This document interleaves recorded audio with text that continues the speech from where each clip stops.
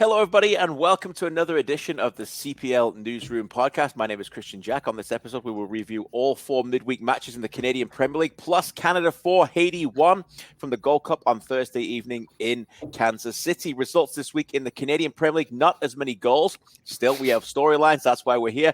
Halifax Wanderers 0, Pacific FC 0, York United 0, Cavalry 0, Forge 1, FC Edmonton 0, and Valour FC 1, Atletico Ottawa 0. We will, of course, recap those as we often do with our correspondents here. With me today on my usual newsroom team, gents, after the only goals this week were scored from penalties after handling in the box, give me the sport that you are best at that requires your hands.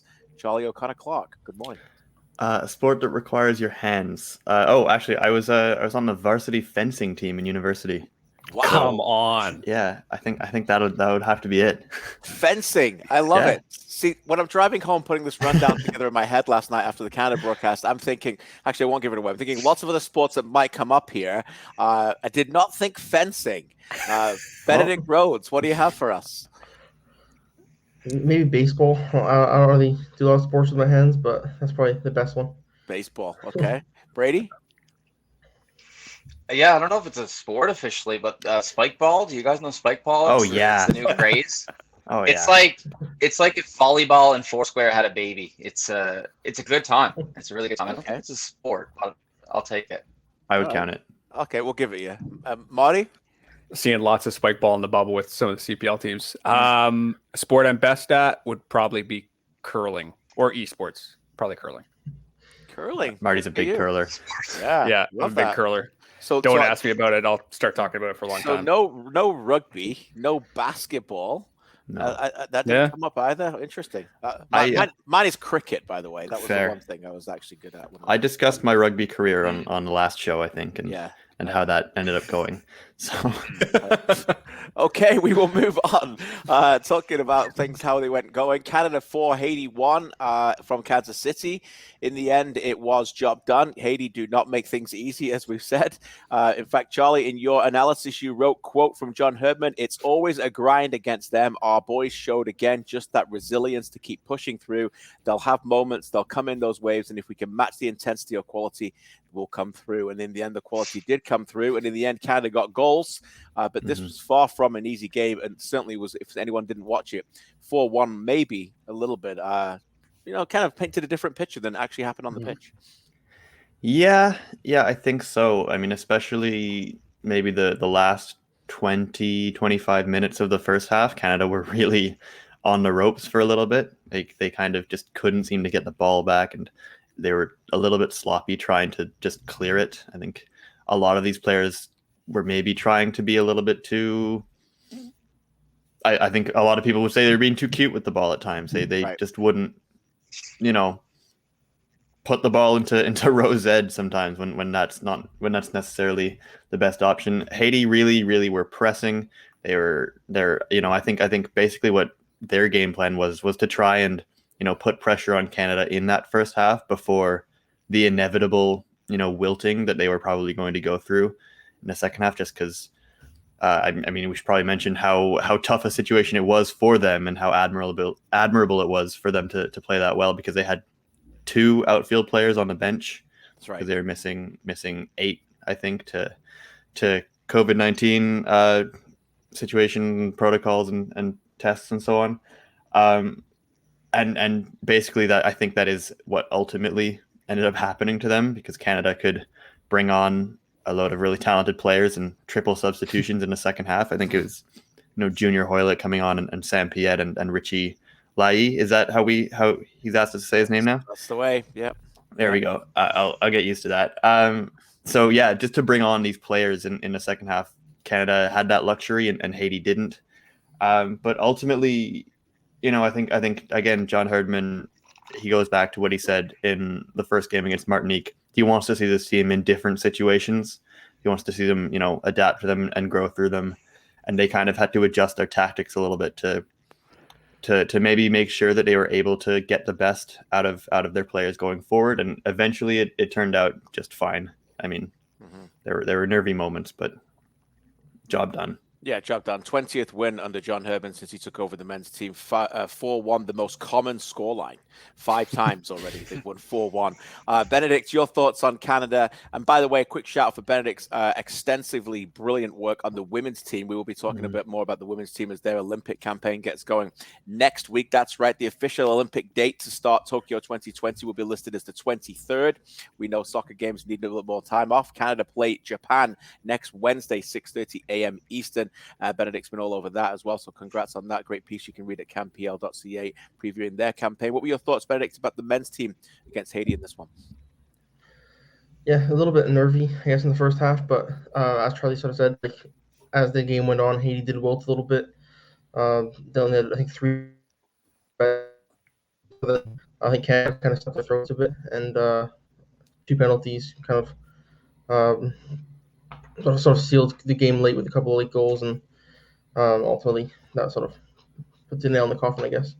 Yeah, they struggled to play at the back a little bit. Ollie and I kind of showed some clips on OneSoccer post-match as well. Marty, what was your thoughts on it? And what's the feeling inside the bubble when Canada plays? Is it a discussion? Do teams come together a little bit more to see it? I know the Euro parties were happening inside the squads. Was it a little bit similar? Yeah, there were a couple teams watching last night. Heard a couple screams from many parts of the all good screams, of course. I know there were some of those nervy moments, as you mentioned. Yeah, I mean, I just like it. It is what it is. I think Canada should be expecting to win the game. Like you said, it was like playing out of the back. I'm glad that you and Ollie highlighted that, because that really was a difficult spot, and you're bang on that's how teams are going to target Canada moving forward. I mean, it makes the most sense, and you just got to clear it up. But yeah, another point you guys brought up too, which I really liked, was, there are opportunities that come out of that, right? When they were able to play out of the back, there was space in behind. So, I mean, yeah, I don't know. I thought it was a good performance. Just can't wait for the US. US on Sunday. We'll recap that on Monday, and then a quarterfinal has now been guaranteed for Canada, which will be the week later on the 25th.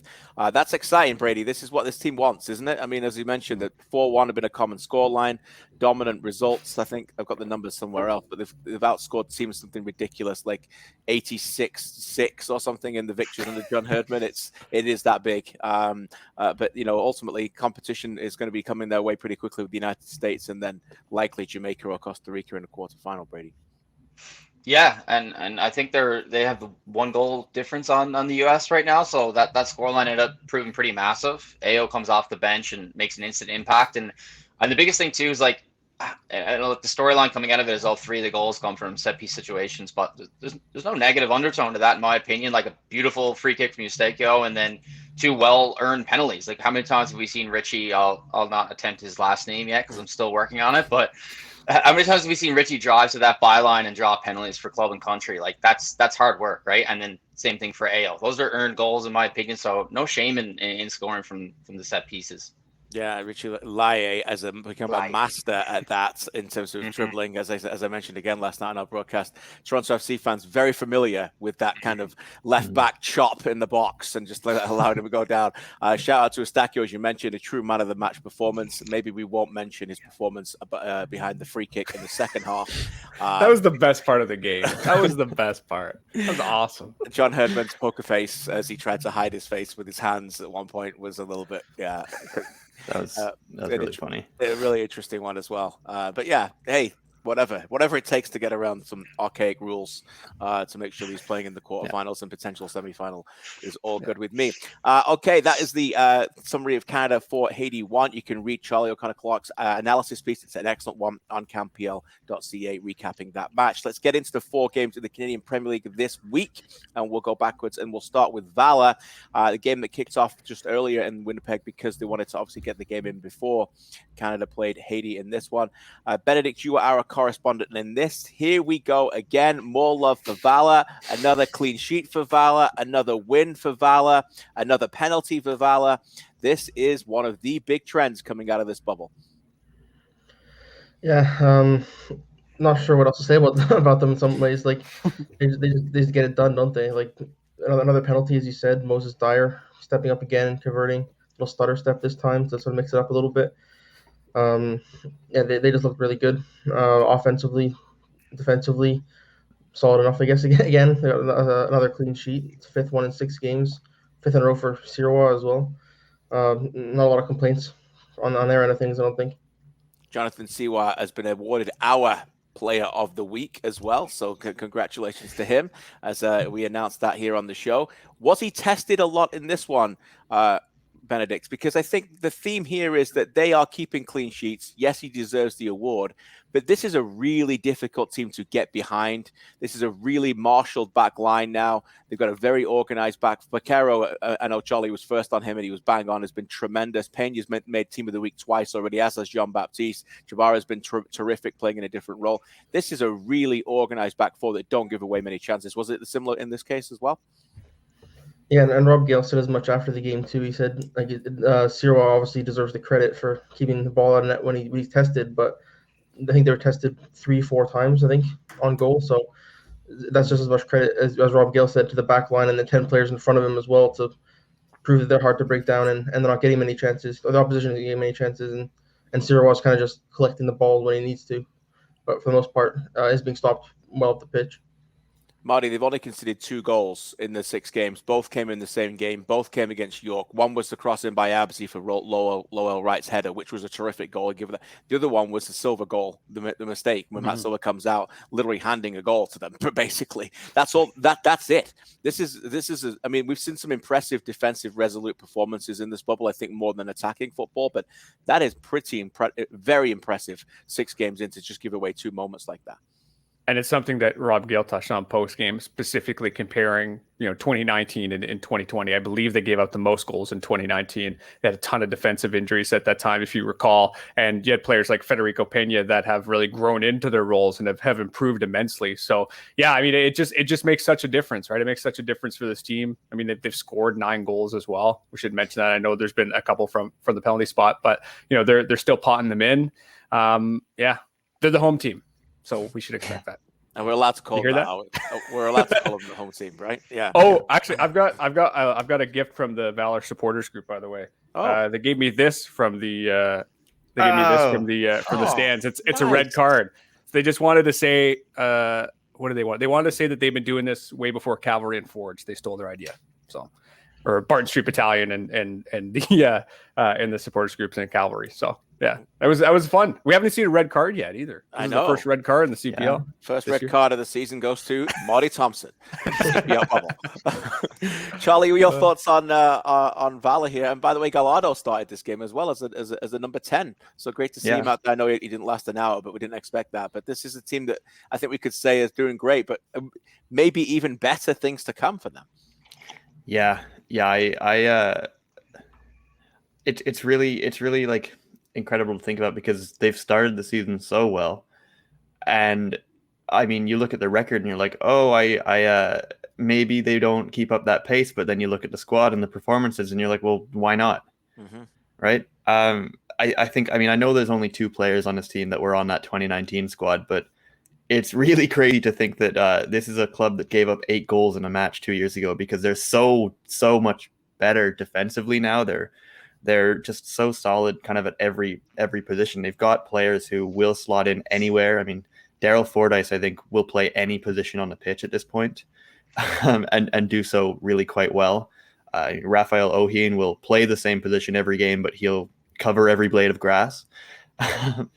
They're just a team that seems, to really, really buy in together to what they want to do, and they all seem to be kind of on the same page. And I'm not sure whatever they've used to motivate themselves, whether it's OneSoccer clips or our preseason rankings or anything, but they've really galvanized this club, and I think they've kind of been the first club to be able to find out a bit of an identity and a bit of a way that they go about things in this season, and it's going to be really tough for them to not be, I know the season's a lot longer than this, but at this point you have to consider them, a contender, right? I mean, no doubt. You might not have thought it from the start of the season, but it's unquestionable at this point. 9-point gap from them in the lead to the 5th spot, which is the 1 spot out of the playoffs already. 6 games in, 9-point gap. We'll be mentioning a little bit more about Valour later in the show. Rapid fire, by the way, we'll also have some good questions in rapid fire, so stay tuned for that. Before we move on, Benedict, back to you. Meester again after the game. He's a positive man. He's Charlie's mate. We know it. But what was the overall emotions from him? This is becoming a little bit familiar too often, is it not, here in terms of what's happening with them? Again, they play okay. Again, they defend well. Again, they don't score. Again, no Soto. It's the same pattern every week. Yeah, I mean that's the gist of it. I think it's just he said a lot of his pregame press conferences as well. They want to improve defensively, they want to improve offensively, and I don't think we saw either one of those things in this game. And I think he was sort of quick to note that as well. Like for example, offensively, they didn't seem very like much of a unit. They Malcolm Shaw was again isolated for a lot part of that game.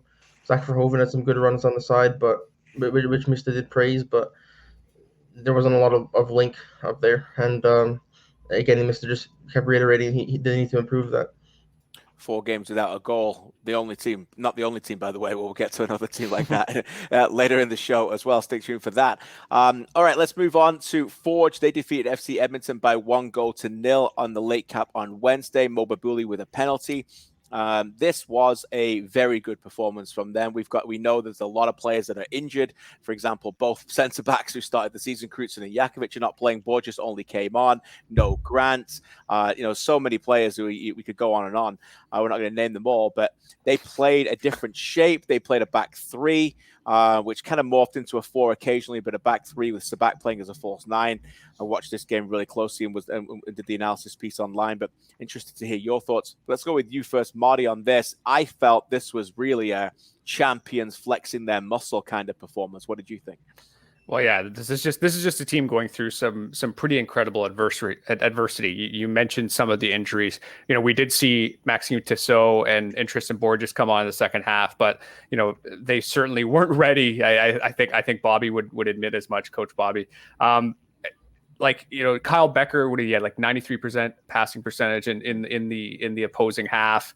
Sabak was, I know you touched on it in your piece, Kristian, but was brilliant, just sort of tucking into the pockets and finding space. And I don't know, it was just a clutch performance. I think Dominic Samuel has been one of the better players in Winnipeg so far. He was brilliant. Ashnodi Janssen, you mentioned he was kind of playing in the middle of the back 3. He's not a center back. There was just countless reasons why this victory, even though it was 1-0 for the penalty spot, was impressive. Yeah, when I watch this team, I feel like they are the most. Obviously, they've got the most consistency, but I think that helps in terms of collective intelligence. So when Bobby plays a system like that, I felt that they executed it to a T, even though they said they only introduced it a couple of days before. And yes, it's not an enormous contrast to the way that they play. Bobby Smyrniotis mentioned that after the game when I touched on it. Yes, you mentioned Janssen. He would often drop in anyway, and it kind of can morph into a 3. Yeah. But it just appears that their collective football IQ is so superior to other teams at the moment. And there's lots of reasons for that. Continuity might be at the very, very top, Charlie, but they can go out and play a game that level in different ways and have the spacing on the field because of the level of intelligence that each individual player can bring. Yeah, I think so. I mean, I certainly can't think of a game that Forge entered with a back 3. That nothing comes to mind, because they've always kind of been fairly sticking to that 4-3-3, but right. They come into this game with the new ideas. Lots of new players kind of in there in sort of maybe not their favorite position. And yeah, I think, as you said, it is kind of, this team just has kind of a tactical identity so built in that they're able to see exactly how they can execute that, no matter where they are on the pitch. And I don't know if it's, making better use of training time or if it's just that they have, played a lot of, high intensity games in CONCACAF and in all the finals they've been to, the 2 finals they've been to. This team just does seem to understand exactly what Bobby Smyrniotis wants, I think. And it's probably a credit to the players for being so, tactically minded and able to pick up on that. And also probably credit to this coaching staff for being able to, explain this and dictate exactly what this identity needs to look like. because Forge always does look like they never look particularly phased, really, no matter like who's on the pitch, no matter what the score is. They always look like they know what they're doing. And I think that's maybe one of the greatest marks of a good football team is they never look out of sorts. And a friendly reminder, like 6 players in the starting 11 have been there since 2019, and most of those had played with Bobby at Sigma. Exactly. So, that's just like, it's continuity that is, even with some of the other teams they're starting to see now trying to get into rhythm, it's still ultimately unmatched at this league, right? Yeah, no doubt about it. I'll be giving love to another Forge player later in the show in Rapid Fire. Stick around for that. As for FC Edmonton, Alan Koch after the game and Paris G both kind of sung from the same hymn sheet.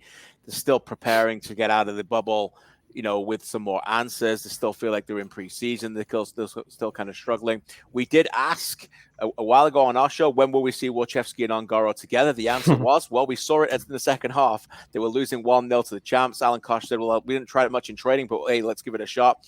And I think actually they were a little bit better in the second half, particularly against that shape. But in the end, FC Edmonton still struggling to score. A little bit of a familiar theme. We mentioned only 2 penalties this week in the 4 games. The fatigue is really setting in. We've heard that a lot from coaches this week.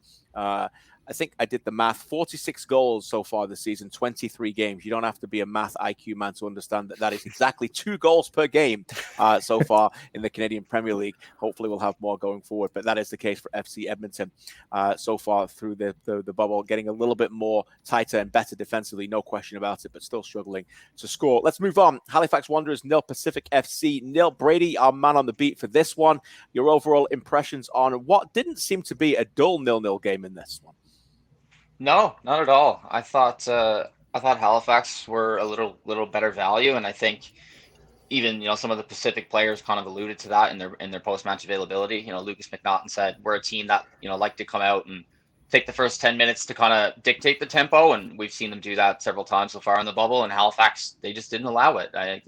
Jovanovic, Garcia, Marshall, all these guys were pressing high. They were in their face, just trying to disrupt the flow. And I think from that point on, at least until the half, it really was Halifax's game. And then they looked the better side. And then when they needed, like that game-saving moment, Kristian Oxner was there to provide that. So I think they were probably the happier of the 2 teams. And in the end, like, Oxner was the guy who kind of preserved that single point.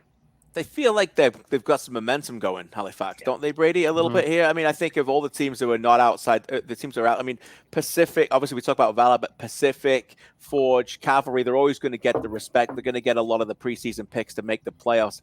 Here comes Halifax, not really ever a sleeper in the finals last year, but now suddenly after a slow start, people not really looking like they're getting their attention. For teams didn't score for the first 3 games, but the way they've been playing away from the results, Brady, you just alluded to they're a better team.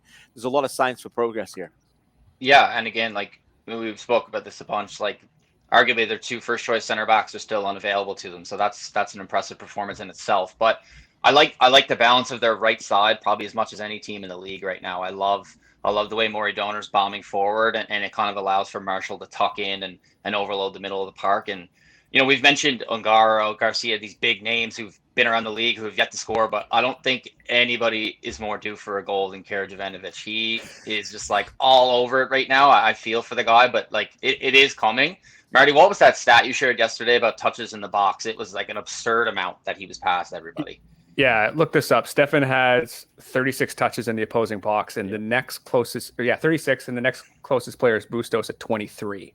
Yeah, he almost has like an extra third of touches in the box. I went a bit deeper too, if you don't mind. Like he has the 3rd highest expected goals in the league right now at 1.38. And ironically, there are 3 players in the top 10 of expected goals that have yet to score, and it's Alex Marshall, Akeem Garcia, and Kerry Ivanovic. So it's just like, the numbers show that, you touched on it there. The numbers show that this is a team that's playing a lot better than the results indicate. And by the way, those numbers are excellent. I used a ton of those for when I wrote up my players of the week, team of the week, Gatorade Team of the Week on Monday. And you can get access to those numbers if you're listening to them going, "This is some kind of inside information." No, you can get it. It's Marty. It's available, right, Marty? CPL data. Shout out to Center Circle Data. I should mention they've been doing some great team reports as well. That's a must follow on Twitter. must follow. Yes, my good friend Stephen Scott, all behind that. So shout out to Stephen, who does great work as well. My intern in the 2016 Euros at TSN. Wow. So great guy. Really? Stephen. Yeah, Stephen. Known Stephen for a very long time. So every credit that he's doing some great job here at the Canadian Premier League as well. As for Pacific, Bustos would have been a real candidate. I know he got a couple of votes for Player of the Week after an outstanding performance in the first game. Bit quieter here. I guess, again, more credit to Halifax, Brady, in terms of shutting him down. Yeah, and credit specifically to Corey Bent, a guy who's not a natural left back, but was incredible in the first half, honestly. And he just unfortunately ran his race, possibly like a groin injury there. And like we spoke about the heat in his conditions, that stuff's inevitable. But it's a next man up mentality for Halifax right now. They're buying into this. They're missing guys, but they're not making excuses for themselves. And Kareem Sal slides out to the left, and Mesut Mert basically said he thought he was a guy who had the pace to keep up with Bustos, and he didn't want to tinker with things too much, just because Restrepo's a natural left back, but he had a hell of a game in the middle of the park. He didn't want to move him, and so that was maybe the quietest game we've seen Bustos have. Maybe the one against York where they're super physical, but he had the least amount of touches amongst starters on his team, and he had that one chance from a turnover, but it was from outside the box. I think with Christian Oxner in goal, pretty good shot stopper. You're gonna have to live with that with Bustos if that's his best chance of the game. Yeah, Restrepo, every credit for the shout-out, has been very good for them. What a crucial player he's become for them, as you mentioned, with a lot of key injuries. All right, move on to the fourth game. York 0, Cavalry 0. Charlie, this was a bruising affair. You wrote, with 5 yellow cards, 28 fouls, and 130 duels. There's no denying this was a taxing match for both sides. Add in the fact that obviously games are coming thick and fast with very little rest in between. But a 0-0 game again, much like Brady's, that had a lot of chances, and it certainly wasn't dour.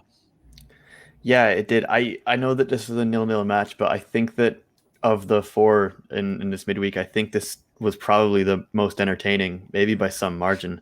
And I think maybe it's time to talk about how York and Cavalry is sneaking up as one of the better rivalries in this league, because every time they play, it seems to be kind of like this. And both managers kind of throwing a little shade the other team's way after the game. I think Jimmy Brennan and one of the York players, I think it was Noah Verhoeven, was pointing out how Cavalry really wants to try and knock teams out of rhythm with their physicality, and by physicality apparently they mean they've been yelling foul from the bench whenever somebody's running up the pitch with the ball, which is hilarious. And Cavalry wasn't so happy with how York was playing either. They took, I think it was like 4 of the 5 yellow cards in this game, but Tommy Wheeldon Jr. certainly felt that York should have had a few of them as well. But yeah, this was a really, really interesting football match, because both teams were just really at each other's throats for a lot of it. Mm-hmm. And there was a lot of it ended up happening in midfield. I mean, Cavalry had a lot of the ball, but I think in the first half, York kind of was able to press a few times. D.D. Nabsy had a few pretty interesting little runs into space, and they tried to beat them in the air with some crosses. But generally, Cavalry probably played a little bit better. They had more of the ball. They kind of grew into it, I think we would say. They as the second half wore on, they made a few substitutions. I think Joe DiChiara came in, and he's always going to spice things up in a match that's already very physical. But this is my kind of game, he said. Yeah. Oh, that is the type of game that he was born to play in. Putting gas on a bonfire. Exactly. It was dangerous, and I'm almost surprised that there were 22 players on the pitch at the end of that game. Well, there was no red card because Marty already got it. So. Marty already had it. Ref kept checking his pocket, just wasn't there. Couldn't find it. What about Cavalry, Charlie? Because there's 4 games now without a goal. We alluded to it earlier with Ottawa as well. Any major concerns? What's Tommy saying after the game? Yeah, I mean, I think if you go 4 games without scoring after being one of the better scoring teams in this league, you can't just brush it off. You can't say that it's not a concern. And I think basically the way they're looking at it is they are overthinking it a little bit in attack in the box. I think Tommy said that he sees his strikers getting into the box and taking an extra touch when they don't need to. He made some Carlo Ancelotti reference to Dominic Calvert-Lewin and said that most goals in the world are scored with one-touch finishes. and that's maybe something that he's going to be working on in training in these next couple of days, just to get guys to kind of get more into the mindset of if you have the ball in the box, just put it in, just put it goalward. Don't overthink it. Just tap it towards the goal, and eventually one of them's going to go in and the floodgates will open. And I think that's kind of what they've got to do. They've got to try not to get into their own heads. I think Anthony Novak is a player who had some great chances in this game, and he was one-on-one with the goalkeeper a few times, but we saw him kind of try to open up the goalkeeper or take it from his left foot to his right foot and look for maybe a more open shot when, we know that he's a very good finisher. And I think Tommy described him as instinctive at his best. And maybe we didn't see that, and we haven't necessarily seen that with the ball at his feet in the box so far. He's been very good at dropping deep and making these passes and creating, but for him to be, the goal scorer that we know he can be, he just needs to, not think about it and just put the ball in the net. And I think once it happens again, goal scoring is always a thing where it's a lot based on form and confidence. And if you miss a lot of chances, your confidence goes away. And Right. eventually you just need a simple one. Yeah, you can see Anthony was a bit frustrated at that game too, because he's had a couple of good chances at this entire season as yet to score. Right, it's been a bit disappointing for sure. Yeah, the Carlo Ancelotti reference comes from when Dominic Calvert-Lewin had a little bit of a slow run after a really good start this season, and he brought up Filippo Inzaghi, the great striker that Carlo Ancelotti mentioned about saying Inzaghi always used to score with one touch, and that's what I need to work on with Calvert-Lewin. That's what it was. Yeah, that's definitely what it was. Okay, Charlie, back to you quickly on York. Kristian Jack was given man of the match. They're obviously still down both centre-backs, Thompson and Zator. They are staying in games. We know that I think right from even before they were not called York United, they've become the draw specialists of the Canadian Premier League. Yeah. Even in their new branding and new name, they remain the draw specialists of the Canadian Premier League. One win and only one loss so far. They are in games. I know they got smashed by Pacific just because of the Bustos show, but they were in that game as well. And this is a young team with key players out and able to really compete on this level. And if they can continue to do that, they're going to be in the conversation for the playoff spot most of the season. Yeah, I think so. I think that's basically what it is. They just, they hang in there. And if nothing else, this York team is always going to be incredibly difficult to beat and to put on the back foot for longer than, short stretches of the game. I think this back line, with Jordan Wilson and Kristian Jack at center back, neither of whom are center backs normally, Max Ferrari playing right back, which, good for him. That's a really tough job. And he looked like he was hurting a little bit towards the end. But yeah, this worked a lot better than it did against Pacific. They seemed to kind of settle into those roles a little bit. They weren't maybe as jumpy in defense because, sometimes if you're a midfielder or a fullback, you're able to jump up a little bit more and press a little bit harder. Whereas when you're playing center back, you maybe forget that there's nobody behind you other than the goalkeeper, and you have to keep your shape. You can't really be pulled out of position. And I think Wilson and Ensa had a better understanding of that positioning in this game, and they were on maybe the same page. They weren't really breaking the line in this game. They were just a lot more comfortable. Ensa as well was able to do some of the things that make him really great at fullback. He was able to play the ball out, and I think last year he was among the top players in the league in tackles won, despite being a fullback, and he had 3 really, really important ones in this game. I think a couple slide tackles through the box on Anthony Novak to maybe save the game a little bit. So I think Jimmy Brennan will be a lot happier with the way that they are able to deal with the situation this time. Yeah, I think the adversity thrown at this team as well is just this makes them so fun. Like Ensa's he's a great personality. Toussaint for me is a really impressive young midfielder. Oz Ramirez played up front with Lowell Wright in this game for the first time and held the ball up pretty well. I thought he did okay.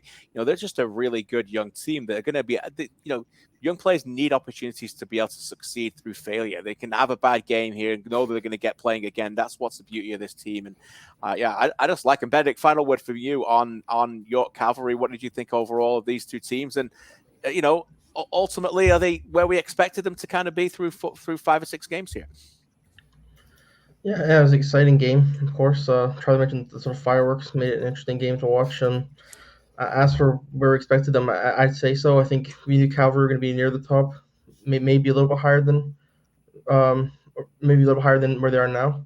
Just think, as you mentioned, the goal drought hasn't done them any favors. But I think if you always New York was going to have a season on sort of edge of the bubble, and the fact that they're turning potential losses into draws is very York, but it's also a very impressive thing for such a young team and an experienced team.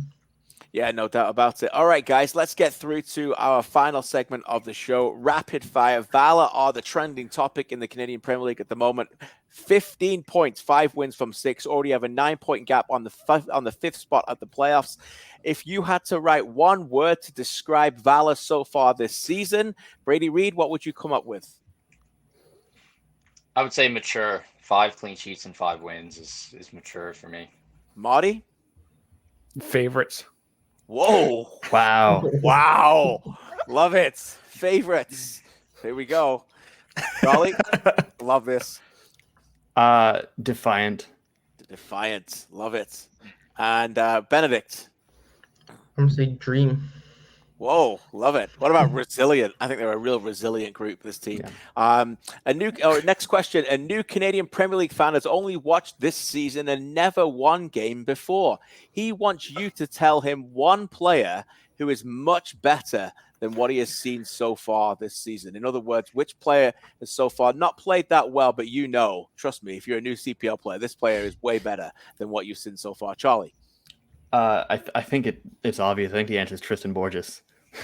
Tristan Borges, good shout. He's way better than this. Anybody else?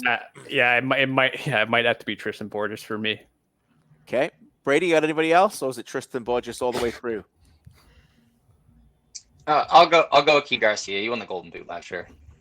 Okay, yeah. I was thinking about that too. Benedict, anybody? I'll mix up as well. I'll go for Anthony Novak. I think he's due for a goal, and when he does, he'll score a bunch of them. There we go. Okay, good shouts. I think Borges is the favorite, though. All right, another one for you. An MLS GM has called you today and said, give me one CPL player you would have zero doubt about playing regularly for me right now. Major League Soccer player GM wants you to give him a player that you'd have no doubt playing for him right now. Brady. And you initially made the Latif Blessing Ray Foheen comparison, so I'm going to go with Ray Foheen. I think he could do a job in midfield for anybody in MLS. Marty? That's true. I'm going to go Amir Dedic for FC Edmonton. Good shout. Benedict? I'm going to go for Didi Nabsy. I think there's a few Canadian teams especially could use him at left back. Yeah. Charlie? I'll go with Kwame Awua because he's also done it before. Yeah, yes, I'm sure. I'll stay with Forge, and I'll go with Alex Ashnioni Jonsson, who I think this player is so underrated. He reminds me a little bit about Gustav Svensson, who I know is Swedish as well, who played for the Seattle Sounders, but he's the same kind of player. And I think that when Bobby Smyrniotis said this week when I asked about him, he summed it up perfectly about how cerebral and how his understanding of the game. So for me, I thought he was brilliant again this week, and that was a player I think right away. Wow, if he could play one game right now in MLS today, he would be absolutely fine. All right, the schedule for this weekend continues. Games have been moved to this evening in the evening slots again to protect the health of the players. Halifax Wanderers kick it off on Saturday at 7:00 Eastern against Cavalry. Pacific against Forge. What a clash that is the nightcap. Valour against York on Sunday at 7:30 p.m. Eastern follows the Canada-USA game in the come-on match of the week, and Atletico Ottawa versus FC Edmonton wrap it all up at 10:30 on Sunday evening. Boys, game you're looking forward to the most? Brady? I'll go Pacific Forge, assuming Forge have 11 players available to them. I think they may just have at least 14 or 15. Marty? I'm going to go Halifax and Cavalry, the snake-bitten derby. Someone will have to score. There you go. Has to happen. Benedict? I'm going to go for Atletico Ottawa and FC Edmonton. I think both teams need some goals, need a win. That should make for an exciting game. Charlie? I'll go back to Pacific and Forge. I won't complete the 4.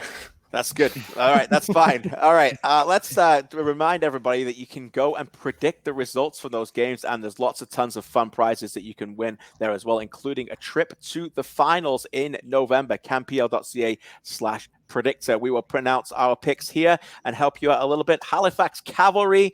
Marty, that's your match of the week. What do you think is going to happen this week? 3-3. No, I'm 3. just kidding. Oh, I'll please. go. I'll go. That would be amazing. Would we all? Can we all sign up for a 3-3? Who's in for a 3-3? All right, yeah. You know what? That's No. I'm gallery. doing 3-3. 3-3. Yeah. Carry Ivanovic with a brace. He's Let's due. get her going. He's Yeah. due. No doubt. Pacific Forge prediction. Brady. I'll go 2-1 Forge. Let's keep the goals coming. Valour York. Charlie, let's go to you for that one. Oh, do they stumble? That's a tough one. Do they stumble? They Yeah, had- 2-1 York. That was the only time Valour Yeah. stumbled already. Can you Yeah. imagine? We might be recapping on Monday. Valour falling over York hurdles twice already inside the bubble. We'll wrap it up with you, Benedict. Atletico Ottawa, FC Edmonton, 10:30 Sunday night. Will they entertain us? I'm gonna say no. I'm gonna say 0-0. All right, buddy. That's a hey. We're trying to advise the public here what the best scores to put it in there, and Benedict delivered and 0-0. I hope Now, not. I hope not. Just for the record, I if hope they not, do, but- if you are wrong, then we'll call you out, and we'll be delighted to call you out on Monday's show when we'll I'll be recap delighted to be called out. all those 4 games. We will also recap the United States against Canada in the Gold Cup as well. By then, we will know Canada's opponent for the quarterfinals, and we'll probably have a better idea, at least anyway, where they're going to finish in the group, and we'll be able to preview that. And of course, the Olympics, Canada women's soccer starts next week as well. How exciting that will be. As for now, thanks for listening. Thanks for watching, boys. Continue to have a good week. Enjoy the matches, and we'll see you soon.